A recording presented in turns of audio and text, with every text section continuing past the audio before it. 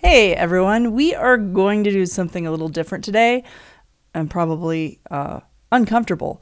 So, especially if you're a member of the queer community and you're having like a bad and rough day, you might want to skip this one out. We're going to be looking at some comments. This is just like a sampling of some of the really bad comments that I've gotten since I've been doing this channel. And I want to look at them because I talk a lot on this channel about how real homophobia is. And I think these comments are a good illustration of that. But I think there's a lot more actually even to learn from these comments about the way that people think, people's mindsets going into this conversation, and exactly what we're up against. But I do really want to clarify that what we are going to be looking at today is things that are kind of extreme. Like, I don't think that the average person who doesn't support same-sex marriage or transgender identity would speak in this way. So this is a bit more extreme for sure. And actually a lot of people who don't personally believe that those things are okay still support it for LGBT people because they recognize human rights, difference of opinions, all kinds of those things. So there is a spectrum, and what we're looking at today is one of the more extreme ends of that spectrum. And yet it's still important because these attitudes do impact our lives. And most of us who are part of the queer community, especially if we are Christian with any type of a conservative Christian tradition versus like a mainline or a more liberal Christian tradition, most of us who are part of those more conservative traditions have encountered these kinds of attitudes, not only online, but actually in person. This is part of our lived experience. And I would love to see more people who are straight cisgender Christians speaking out against this kind of thing, defending the queer community, the humanity of the queer community, even if they don't necessarily agree with some of the other aspects. So anyway, without further ado, like, some of this stuff is going to be kind of rough, but let's take a look. First of all, we have Candy, who is ironically not very sweet. Let's see what they have to say. Yeah, you suddenly have solved it, right? You know it all. It would be interesting to see you make your claim to God. You will want to your pants, but you won't be able to. First of all, I'm not sure why I won't be able to. I don't know. It seems kind of funny to me. But yeah, this is a love the sinner, hate the sin comment, I guess. Yeah, let's see what's next.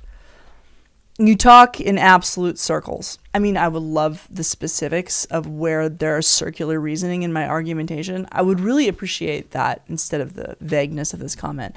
You talk in absolute circles. It's very confusing. I'm sorry. I'm so sorry. It's confusing.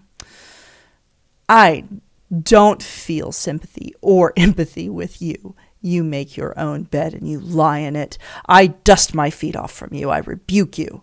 And it's interesting that this Bible text came, the dusting off your feet. It's when you come to bring people the gospel. I'm not sure when Calico here I guess this person likes cats.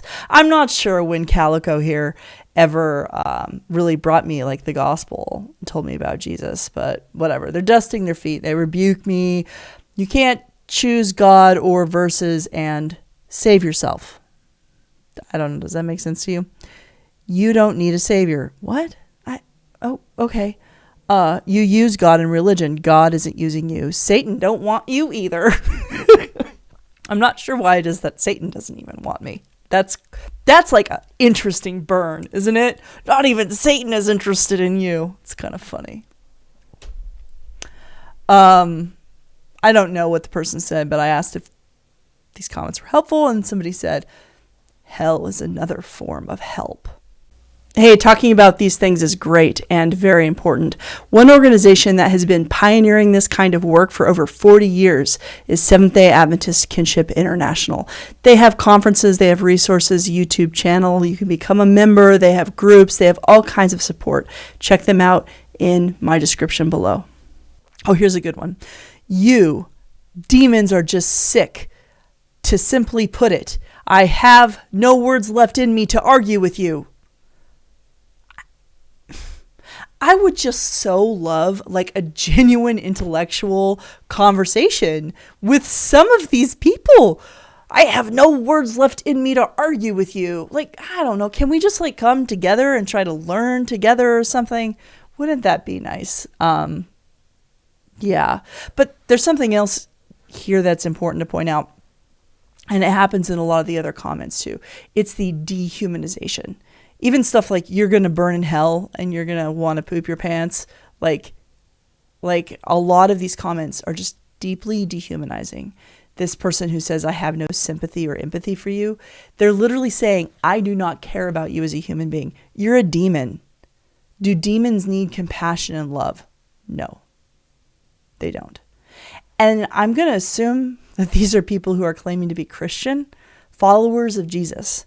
Jesus told us to love our enemies and pray for those who persecute us, which is actually what I do for folks like this. I don't wish them ill will.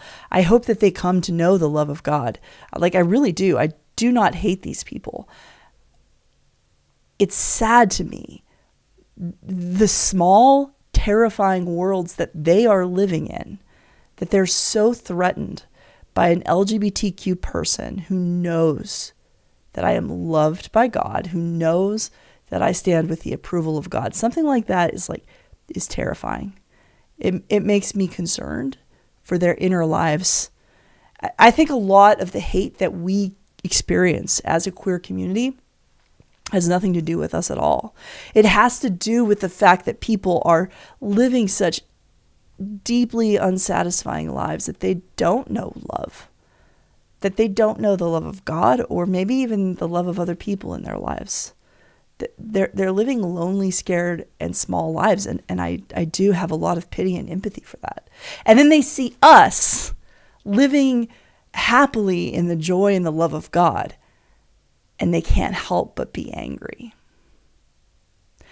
I think this happens actually an awful lot with people who are so unsatisfied in their own marriages that the idea of a queer person wanting to be married because they want to experience the joy of human connection just doesn't even make sense to them. I mean, maybe because they would like to experience that joy of human connection as well, and they feel like they've done everything right and still haven't been able to get it. That has nothing to do with us as a community. Just like these comments, they have nothing to do with me. I'm obviously, well, I think, obviously not a demon. This is literally nothing to do with me. This is a thought in this person's mind. It's an expression of the way that they see God, the way they see the world.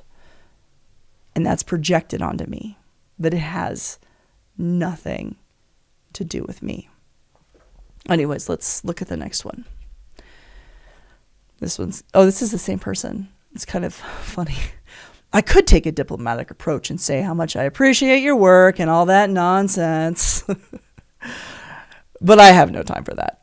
If you really think you are intelligent and that your arguments are based on facts, it is ridiculously stupid.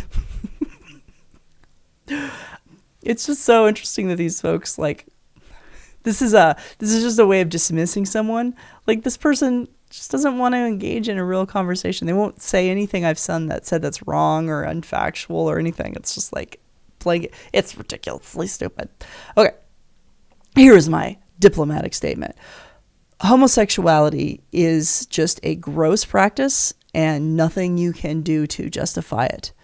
God is holy, and nothing gross will enter the kingdom of God. Okay, I actually, this word gross, the use of this word has been used by heterosexual people or by deeply homophobic, internalized homophobia, LGBTQ people, to really justify horrendous treatments of our community. The history of how our community has been treated and maligned is truly disturbing. Truly disturbing. They have literally stuck ice picks in people's brains and scrambled them because they were gay. Literally. They have hung people who are gay from the gallows for hundreds of years. These kinds of things have happened. And a lot of that comes down to this idea that LGBTQ people are gross. Because there's a human internal response of disgust. It's really basic to human psychology and even anatomy. It's that grossness that keeps you from eating or consuming something that could be harmful to your body. That sense of disgust is like a physically protective thing. But when that gets applied, not to something that truly could be harmful, but an entire group of people simply for being different,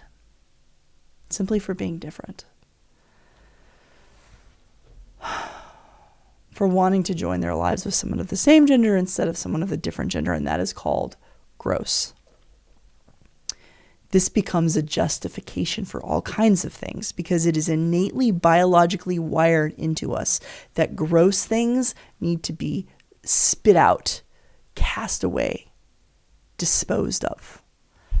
So rhetoric like this, as much as I did express and I do believe that there's a sadness in people who say things like this, and I have empathy for them, I also need to point out that this kind of dehumanization is incredibly dangerous.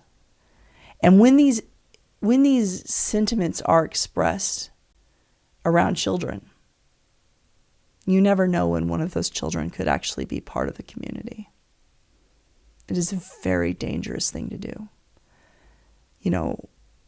Some people try to say that the mental health problems of the queer community are just like somehow innate in being queer. But anybody who was exposed to this kind of rhetoric by their pastor, by their parents, even online, particularly when they're vulnerable children, anyone in that situation is going to struggle and face difficulties with their mental health. And I gotta tell you, it's bad for everyone because a society that views people who are different with this kind of a lens of saying they are gross is a society that has adopted a particular frame of thought and treatment for all people that is harsh, cruel, and exacting in a way that affects the psychology of every single person. When a village back in the day would gather around the gallows to watch the hanging of a queer person or the lynching of a black person or of a criminal or of a political dissent, the observation of that was not just about what was happening to this horrible person, but it was about sending a message to everyone that this is the kind of society that we live in, where if you step out of line, you could also be gross. And when you have something about yourself that's imperfect or that you think is imperfect, that can lead to a deep and punishing sense of shame. And that, again, gets projected out on other people. This has nothing to do with me. I'm not gross. You're not gross. I am created in the image of God with full dignity and humanity. That is who I am. I don't question that. I don't worry about that. But this kind of a sentiment and mentality is dangerous. It is dangerous for our societies. And we need to speak out against it, but not by returning the same attitude, but with grace and love. With grace and love. Because that is how Jesus taught us to respond, to love our enemies, to pray for those who persecute us. This is what it means to be a follower of Jesus. This comment, I don't have to be angry about it because it's not about me. It's not about me. It's about this individual and their mindset and the life they are living and the way they are experiencing God in the world. And that to me is very sad. Let's look at the next one. I do not like gays and I do not like transgender. I am not afraid of you. Why would they be afraid of me? I'm literally just making videos on YouTube and I really don't think I'm so mean. I don't know why they would be afraid of me.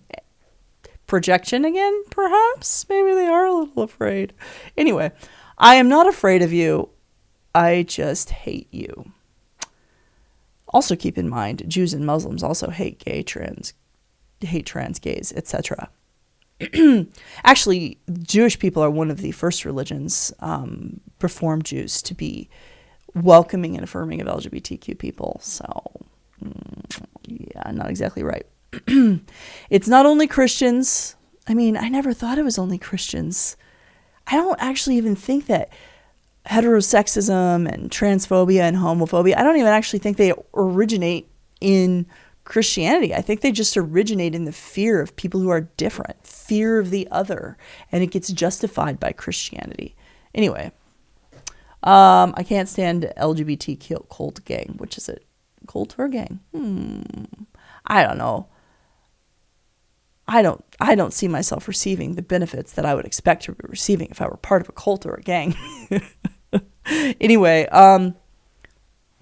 this person is blatantly saying that they hate me. This has nothing to do with Christianity or the teachings of Jesus. This is not a Christian sentiment. But they can never make me hate them.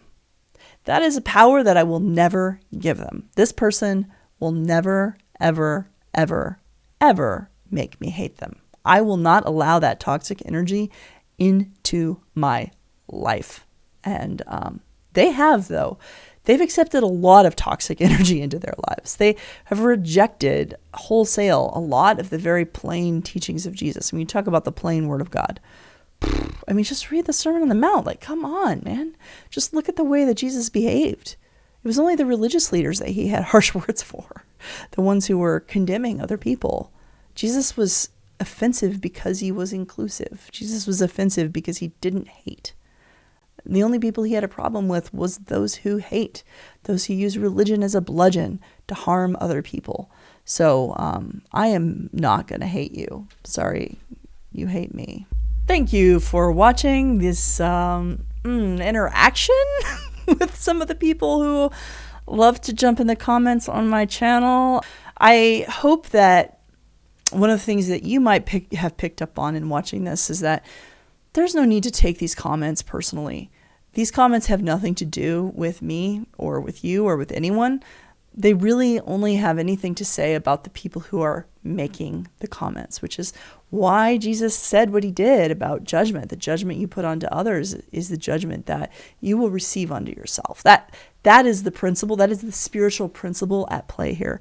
So there's no need for you to take ownership of these comments.